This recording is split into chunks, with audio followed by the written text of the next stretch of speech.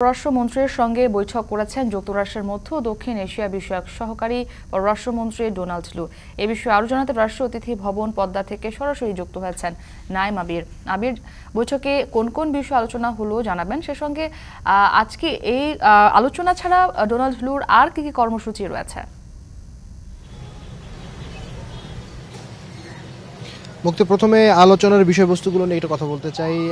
প্রথম যে আলোচনার বিষয়ে যদি আমি বলতে চাই, তাহলে এই সফরটিকে যেহেতু বলা হচ্ছে যে কূটনৈতিক সফর, এবং কূটনৈতিক সফরের জায়গা থেকে মূলত প্রথমত বলা হয়েছে যে ডোনাল্ড লু গতকাল সালমান এফ রহমানকে বলেছিলেন যে ট্রাস্ট রিবিল্ডের সফর, অর্থাৎ যুক্তরাষ্ট্রের সাথে বাংলাদেশের নির্বাচনের আগ মুহূর্তে যে ধরনের নির্বাচন, মানবাধিকার পরিস্থিতি, গণতন্ত্র নিয়ে আলোচনার তৈরি হয়েছিল, এবং সেটি আসলে নির্বাচন পরবর্তী সময়ে জো বাইডেনের চিঠির মাধ্যমে সেই শঙ্কা কেটে গেছে, এবং যে কারণেই মূলত এই সফরটিকে বলা হচ্ছে ট্রাস্ট রিবিল্ডের সফর, অর্থাৎ বিশ্বাস আবার ফেরত নিয়ে আসবার জন্য, সম্পর্ক পুনর্বিবেচনা করা এবং সম্পর্ক আরও গভীর করবার জন্য এই সফর। সুতরাং বোঝাই যাচ্ছে যে মূলত এই সফরটি কূটনৈতিক সফর, এবং এই সফরে ব্যবসা বাণিজ্য থেকে শুরু করে বিনিয়োগ, এই বিষয়গুলো প্রাধান্য পাচ্ছে। তার আগে একটু বলে রাখতে চাই, বাংলাদেশের শ্রমনীতি নিয়ে যে মার্কিন যুক্তরাষ্ট্রের একটা অবজারভেশন অনেক আগে থেকেই ছিল, সেটি তারা আসলে বলেছে আইএলওর সাথে কাজ করবার জন্য। আইএলও যে ধরনের শ্রমনীতি নিয়ে মানে যে নীতিমালা রয়েছে আইএলওর, সেটি যেন বাংলাদেশ ফলো করে বা অনুসরণ করে, সেটি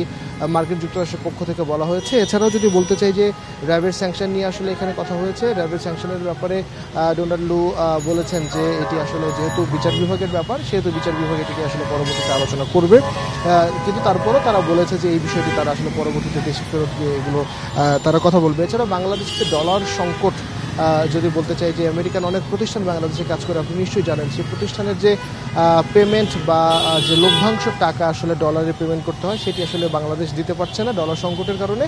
সেটি আসলে যেন একেবারে দিতে না পারলেও ধাপে ধাপে ফেরত দেবার ব্যাপারে বলা হয়েছে। আরেকটি যদি বলি যে বাংলাদেশে পাওয়ার সেক্টর নিয়ে, অর্থাৎ বিদ্যুৎ নিয়ে তারা কাজ করতে চায়, এবং ভুটান, নেপাল এবং ভারতের সাথে বাংলাদেশের একটি কানেক্টিভিটি চায়, সেখানে তারা আসলে একটা বড় রকমের বিনিয়োগ করতে চায়। এই বিষয়গুলো নিয়ে আলোচনা রয়েছে। এর বাইরে গিয়ে যদি বলি যে ফিলিস্তিনের ইস্যু নিয়ে, ফিলিস্তিনে বাংলাদেশের ব্যাপারে বাংলাদেশ ফিলিস্তিনের পক্ষে বরাবরই যে গুরুত্বপূর্ণ ভূমিকা পালন করেছে, প্রধানমন্ত্রী সব ধরনের যে জায়গাগুলোতে সুযোগ পেয়েছেন ফিলিস্তিনের পক্ষে কথা বলেছেন, সেটি নিয়ে কথা হয়েছে।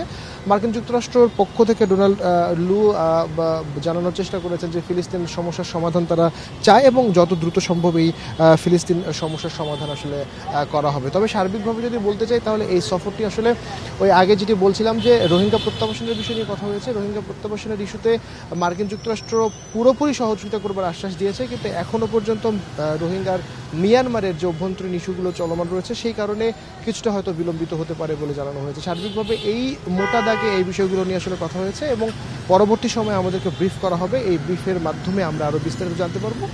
মুক্তি, সেটি নিশ্চয়ই আপনাদেরকে জানাবো।